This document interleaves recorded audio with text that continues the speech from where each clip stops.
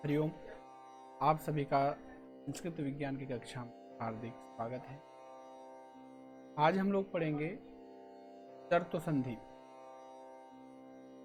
चर्तु संधि में चर्तु से क्या तात्पर्य, पहले आप लोग ये समझेंगे, उसके बाद में पूरी हम लोग चर्तु संधि समझेंगे। यहाँ पर चर्तु से तात्पर्य है च, ट, त, क, प। इनको संस्कृत में चर बोला जाता है, मतलब इनका शॉर्ट नेम है चर। तो इस संधि के अंतर्गत किसी न किसी अक्षर के स्थान पर ये हो जाते हैं, इसलिए इस संधि को हम लोग क्या बोलते हैं, चर्तु संधि। तो आइए इसको हम लोग विस्तार से समझेंगे। एक सूत्र है खरीच। खरीच इसका अर्थ है झल वर्ण।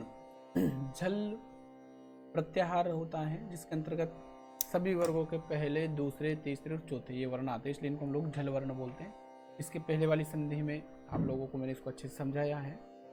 तो झल वर्ण अर्थात प्रत्येक वर्ग के पहले, दूसरे, तीसरे, चौथे अक्षर के स्थान पर उसी वर्ग का प्रथम वर्ण हो जाता है। बस शर्त है कि आगे हर वर्ण होना चाहिए, मतलब वर्गों के पहले और दूसरे और श तीनों से बाद में होना चाहिए। तो इस सूत्र से आप ऐसे समझ लेंगे कि वर्ग के पहले, दूसरे, तीसरे, चौथे वर्ण के स्थान पर उसी वर्ग का क्या हो जाएगा, प्रथम वर्ण हो जाएगा, फर्स्ट वाला वर्ण। बस आगे पहला या दूसरा वर्ण होना चाहिए। इसके पहले जस्ट संधि में आपने क्या समझा था कि वर्ग एक, दो, तीसरे, चौथे इनके स्थान पर तीसरा वर्ण हो जाता है और आगे तीसरा, चौथा वर्ण होना चाहिए, या तीसरा, चौथा, पांचवा, या फिर स्वर आगे होना चाहिए। ठीक है, अब हम इसको और विस्तार से थोड़ा सा समझेंगे। एक बार आपको फिर से वर्गों से परिचय करवा देता हूँ। क ख ग घ ङ इनको हम लोग बोलेंगे कवर्ग, च छ ज झ ञ चवर्ग, ट ठ ड ढ ण टवर्ग, त थ द ध न तवर्ग, प फ ब भ म पवर्ग, य र ल व अंतःस्थ वर्ण, श श श ऊष्म वर्ण, और ये हैं संयुक्त वर्ण। वर्गों के पहले, दूसरे, तीसरे, चौथे वर्ण जो हैं सभी वर्गों के, इनको हम लोग झल बोलते हैं। तो इन झलों के स्थान पर इन्हीं वर्गों के प्रथम वर्ण हो जाते हैं, बस शर्त है कि आगे किसी भी वर्ग का पहला या दूसरा अक्षर होना चाहिए। तो अब हम लोग उदाहरणों से समझेंगे।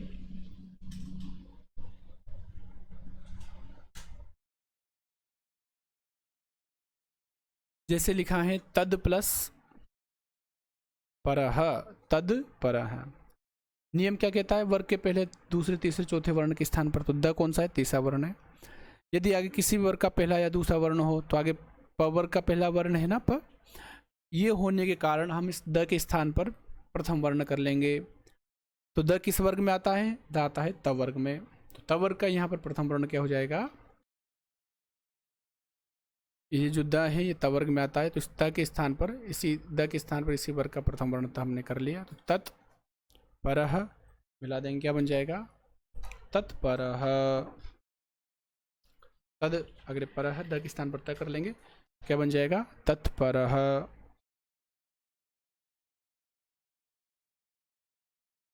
वैसे ही लभ प्लस है स्यते,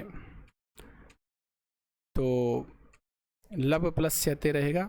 तो भ के स्थान पर क्या करेंगे, देखो वर्ग के एक, दूसरे, पहला, दूसरा, तीसरा, चौथा वर्ण होना चाहिए, तो भ चौथा वर्ण है। तो भ के स्थान पर पहला वर्ण क्या होगा, तो देखिए भ कहाँ से आता है, कौन से वर्ग का है, भ प वर्ग का। तो प वर्ग का पहला वर्ण क्या हो जाएगा, प।